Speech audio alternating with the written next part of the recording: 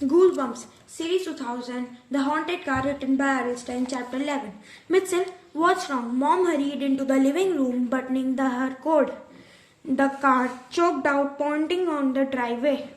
Your father took it in this morning. He had an early meeting. Mom reported Mr. O'Connor is going to gift us all a lift. I breathed a sign of relief, but I still felt disappear point.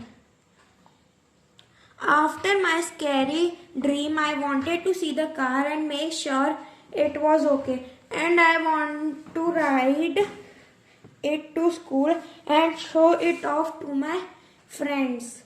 I thought about the car already. I don't think I heard a word Miss Grimm, my teacher, said just before the final bell.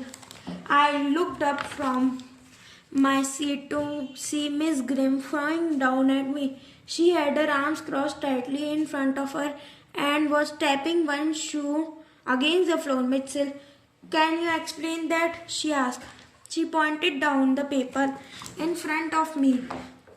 I glanced down at my history notes and uttered a cry of surprise. No notes, no words at all.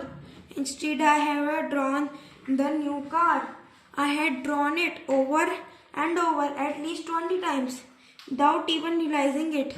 How did this happen? I wondered. How could my hand draw these sketches completely on its own? Please, Dad, just a short ride, please. I didn't like to beg, but he had already refused 3 or 4 times. So what choice did I have?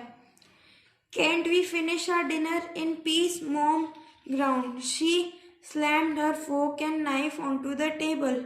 I don't really want to take you for a ride tonight, Mitchell, Dad said patiently. It was going to rain and Tot is running little fever.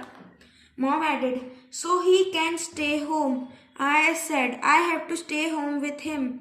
Mom replied, so it's just you and me, Dad, I cried. How about it? Just to town and back? Maybe we could pick up some aspirin for Todd or something? Dad laughed. Todd doesn't need aspirin. He dabbed a napkin over his mouth. But we do need milk, he added, and ice cream. Todd added hoarsely, ice cream for my sore throat. Okay, Dad stood up. I pushed his chair back and stretched. Mitchell and I are taking a short ride in new car to town. Yay! I cheered, shouting my fist into the air. I gulped down the rest of my milk and ran to my jacket. Dark clouds hung low in the sky, blocking the moon and stars. A low fog clung to the ground as Dad followed the curving road down the hill toward town. A few raindrops splashed the windshield. Look, Mitchell, Dad took his right hand off and steering wheel and steered with 2 fingers of his left hand. The power of steering wheel is so delicate on this car. You barely have to touch the wheel to have total control. Awesome, I murmured. It's a great car, isn't it, Dad? He nodded, a smile spreading over his face. Yes, great, and a real bargain. We didn't have any trouble until the trip back from town. The rain started pounding down really hard. Sheets of rain thundered over the windshield, blurring the light from the headlights, making it impossible to see.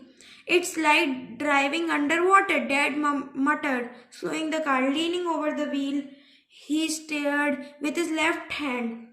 His right hand flubbered over the dashboard. Can't we see the wipers? He scolded. Do you see the wiper control? Leaned forward as far as the seatbelt would allow me. I squinted at the dashboard. Radio heater flash signal. No, I don't see it, Dad. I uttered a frustrated sigh. He pulled the car to the side of the road. Rain washed over the car like ocean waves. One wave right after another. Quick, open glove compartment, and Dad ordered. Find the manual. It will tell us where we find wiper control. Hurry.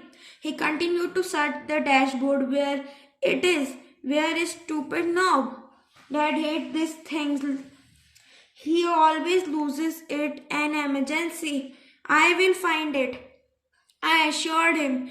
I pulled down the lid and glove compartment. A tiny light flashed, lowered my head and peered inside. Hey, I cried out, it's a mice. No car manual, it's there nothing empty except for a torn scrap of white paper. Was it? Dad demanded, still searching dashboard. I pulled the scrap of paper from the glove compartment and holding it in the dim light and read the scattered words. Two words. I am evil.